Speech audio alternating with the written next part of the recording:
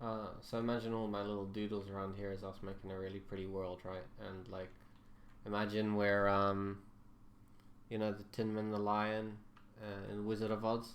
So you know, like the yellow brick road, right? So these are all static things in the game. They can take damage. They can store energy and give you magic power, and you know, be saved to a data table eventually and be read from a data table. But say for example, if I wanted to go, okay, let's after all this hard work of making a pretty world, let's make like a roller coaster ride where the player can um, view it from VR and sit up here and then look while you're moving along. So imagine this is our way of planning the roller coaster. If we go down to spline, this is what I'm currently working on getting better. So this will, like, you could draw the thing, but what you also have is a plane which can move along the line. But I haven't done it so it will handle rotation and all that comfortably, but you're going to detect it in code at least now. So we've got this line, we've got the thing to bend, and if it's set to its default values,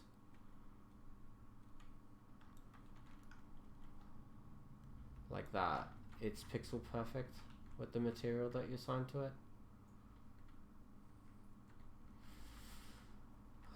So yeah, that's what I'm working on, so you can basically draw this tool really nicely and plan the path so it doesn't have to be a cube or whatever. I'm just doing it for my reference sake, and then you can move along it and know your rotation so you know what you could look at. So if we got to the end and there'd be multiple of these white points and you go around a corner, etc., you get to the end, it would then trigger an event to play a video. So that's what I want as the triggers to play the video, is if the player enters the sphere, and then I want to see what it does to my environment and how much opacity and all that kind of stuff affects everything.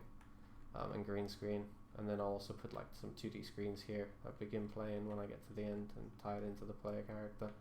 Because at the moment, the smartest thing about this that I managed to figure out is that there's collision with the white plane, the one that doesn't have the material that spawns. So this plane here,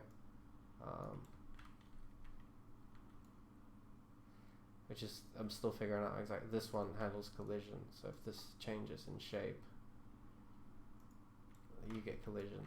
So in theory the player could jump up on that, which I'll show now. I'm still logging into Twitch by mistake. So it won't jump up, it won't have collision with this, you know, but it should have collision with that. It does. So you can stand on that. Look, look, look. So all these people are spawned from a data table. They're like my followers on Twitch.